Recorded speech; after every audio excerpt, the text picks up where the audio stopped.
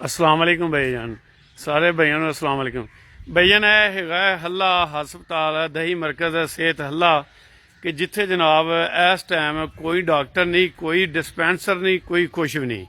ਇਹ ਬੜੇ ਗੌਰ ਨਾਲ ਧਿਆਨ ਨਾਲ ਵੇਖ ਲਵੋ ਕਿ ਇਹਦੇ ਵਿੱਚ ਤਕਰੀਬਨ ਸਾਡਾ ਇੱਕ ਮਰੀਜ਼ ਹੈ ਜਿਹਨੂੰ ਕੋਈ ਸਪਰੇਅ ਲੜੀ ਖੜੀ ਹੈ ਔਰ ਜ਼ਹਿਰ ਖਿਲਾਰਦਾ ਜ਼ਹਿਰ ਲੜੀ ਹੈ। ਇੱਥੇ ਕੋਈ ਡਾਕਟਰ ਨਹੀਂ ਆਇਆ, ਕੋਈ ਕੁਛ ਵੀ ਨਹੀਂ ਹੈਗਾ। ਤੇ ਅਸੀਂ ਸਵੇਰ ਦੇ ਜ਼ਲੀਲ ਹੁੰਦੇ ਫਿਰਨੇ ਆ ਤੇ ਕੋਈ ਅਸੀਂ ਜਨਾਬ ਕਮ ਤੋਂ ਕਮ 2 ਘੰਟੇ ਹੋ ਗਏ ਨੇ ਜਿਹੜੇ ਨੰਬਰਾਂ ਤੇ ਰਾਬਤਾ ਕਰਨੇ ਆ ਉਹ ਰਾਬਤਾ ਵੀ ਕਰਨੇ ਆ ਤੇ ਕੋਈ ਸ਼ੈ ਨਹੀਂ ਆਉਂਦੀ। ਆ ਮਾਰਨਿੰਗ ਡਿਊਟੀ ਤੇ ਲੱਗੀ ਹੋਈ ਹੈ। ਇਹ ਤਫਸੀਲ ਵੇਖ ਲਵੋ।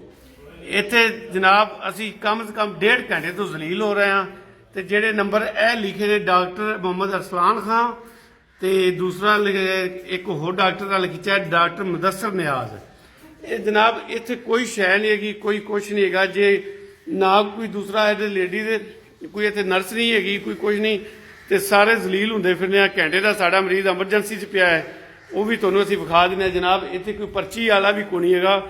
ਇਹ ਕਿਹੜੇ ਬੰਦੇ ਖੜੇ ਨੇ ਸਾਹਮਣੇ, ਪਰਚੀਆਂ ਵਾਲੇ ਖਾਲੀ ਕੁਰਸੀਆਂ ਪਈਆਂ ਨੇ ਤੇ ਜਨਾਬ ਬੜੀ ਪਰੇਸ਼ਾਨੀ ਹੈ। ਤੇ ਅਸੀਂ ਵਜ਼ੀਰ ਆਲਾ ਪੰਜਾਬ ਦੇ ਅੱਗੇ ਰਿਕੁਐਸਟ ਕਰਨੇ ਆ ਤੇ ਸਾਰੇ ਭਰਾਵਾਂ ਅੱਗੇ ਵੀ ਰਿਕੁਐਸਟ ਕਰਨੇ ਆ ਕਿ ਜਿਹੜਾ ਵੀ ਇਹ ਵੀਡੀਓ ਵੇਖੇ ਉਹ ਫੌਰੀ ਸ਼ੇਅਰ ਕਰ ਦੇਵੇ ਕਿ ਨਹੀਂ ਤੇ ਕਿ ਵੀ ਹਾਲੇ ਹਸਪਤਾਲ ਤੇ ਕੋਈ ਨਜ਼ਰਸਾਨੀ ਕਰਨਾ ਤੇ ਬੰਦਿਆਂ ਨੂੰ ਜ਼ਲੀਲ ਨਾ ਕਰਨਾ। ਇਹ ਬੰਦੇ ਨੂੰ ਦਵਾਈ ਲੜੀ ਪਈਏ ਤੇ ਬੰਦਾ ਮਰਨ ਮਰਾਨ ਦੀ ਹਾਲਤ 'ਤੇ ਪਿਆ ਹੋਇਆ ਹੈ ਤੇ ਜਿੰਦਾ ਜਿਹੜੇ ਡਾਕਟਰ ਦਾ ਨੰਬਰ ਮਿਲਾਇਆ ਨੰਬਰ ਰਿਸੀਵ ਹੀ ਨਹੀਂ ਕਰਦੇ ਪਏ ਤੇ ਅੱਗੋਂ ਆਉਂਦੇ ਕੋਈ ਰਿਸਪੌਂਸ ਹੀ ਨਹੀਂ। ਕੋਈ ਬੰਦਾ ਸਾਨੂੰ ਮਿਲੇ ਤੇ ਅਸੀਂ ਕਿਸੇ ਨਾਲ ਰਾਬਤਾ ਕਰੀਏ।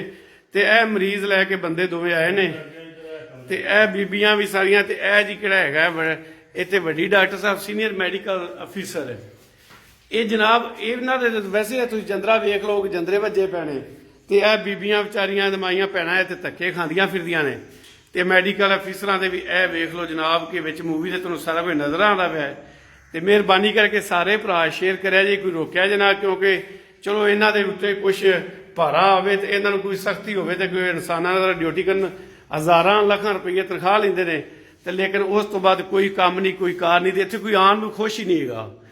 ਤੇ ਜਨਾਬ ਮਿਹਰਬਾਨੀ ਕਰਕੇ ਜਿਹੜੇ ਮੇਰੇ ਭਾਈ ਵੀ ਇੱਥੇ ਚੈੱਕ ਕਰਨ ਉਹ ਮੂਵੀ ਮੇਰੀ ਵੇਖਣ ਤੇ ਫੌਰੀ ਮਿਹਰਬਾਨੀ ਕਰਕੇ ਸ਼ੇਅਰ ਕਰ ਦਿਆ ਜੇ, ਤੁਹਾਡੀ ਬੜੀ ਮਿਹਰਬਾਨੀ ਹੋਗੀ। ਕਿਉਂਕਿ ਇਹ ਅਗਰ ਇੱਥੇ ਡਾਕਟਰ ਹੋਣਗੇ ਤੇ ਗਰੀਬਾਂ ਨੂੰ ਇੱਥੋਂ ਇਲਾਜ ਮੁਆਵਜ਼ਾ ਹੋਵੇਗਾ ਤੇ ਸਾਰਾ ਕੁਝ ਬਿਹਤਰ ਹੋਵੇਗਾ। ਤੇ ਲਿਆਦਾ ਹੈ ਕਿ ਕਿਹੜੇ ਡਾਕਟਰ ਦਿਨ ਚਿੱਟੇ ਡਾਕੂ ਬਣੇ ਬੈਠੇ ਨੇ, ਇਹ ਡਾਕੂਆਂ ਦਾ ਕਿਹੜਾ ਹੈ ਪਕੜ ਹੋ ਜਾਏ ਦੀ ਤੇ ਆਪਾਂ ਲੋਕ ਵੀ ਸਾਰੇ ਖੁਸ਼ ਹੋਵਾਂਗੇ। ਕਿਉਂਕਿ ਕਿਸੇ ਦੇ ਇਹ ਨਹੀਂ ਕਿ ਮੈਂ ਕੋਈ ਇਕੱਲਾ, ਮੈਂ ਤਾਂ ਵੈਸੇ ਹਸਪੀਟਲ ਵਿੱਚ ਆਇਆ ਤਾਂ ਉੱਥੇ ਮੈਂ ਰਸ਼ ਵੇਖਿਆ, ਮੈਂ ਪੁੱਛਿਆ ਕਿ ਕੀ ਮਸਲਾ ਹੈ ਤੇ ਉਹਨਾਂ ਆਖਿਆ ਜੀ ਆਹ ਮਾਮਲਾ ਬਣਿਆ ਕਿ ਡਾਕਟਰ ਹੀ ਕੋਈ ਨਾ, ਕੋਈ ਨਰਸ ਹੈ ਨਾ ਕੋਈ ਡਾਕਟਰ ਹੈ।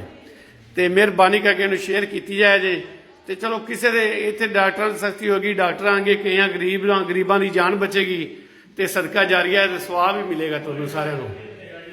ਤੇ ਅਸੀਂ ਆ ਲੇਡੀ ਹੈਲਥ ਵਰਕਰ ਵਾਲੇ ਪਾਸ ਦਫ਼ਤਰ ਆਏ ਹਾਂ, ਇੱਥੇ ਵੀ ਕੋਈ ਸ਼ੈ ਨਹੀਂ ਹੈਗੀ। ਅਸੀਂ ਜ਼ਲੀਲ ਹੋ ਕੇ ਹੁਣ ਵਾਪਸ ਜਾ ਰਹੇ ਹਾਂ। ਲਿਹਾਜ਼ਾ ਹੈ ਕਿ ਵਜ਼ੀਰ ਆਲਾ ਪੰਜਾਬ ਸਾਹਿਬ ਦੇ ਤਰਫ ਅਸੀਂ ਇਹ ਭੇਜਣ ਲੱਗਿਆ ਮੂਵੀ ਤੇ ਲੇਕਿਨ ਸਾਰੇ ਭਰਾਵਾਂ ਦੀ ਮਿਹਰਬਾਨੀ ਹੋਵੇਗੀ ਆਪਣੇ ਭਰਾ ਦੇ ਨਾਲ ਮਿਲ ਕੇ ਇਹਨੂੰ ਸ਼ੇਅਰ ਕਰੋ ਤੇ ਇਹ ਮੁਸਲਮਾਨੀ ਦਾ ਹੱਕ ਅਦਾ ਕਰੋ। ਸ਼ੁਕਰੀਆ, ਮਿਹਰਬਾਨੀ।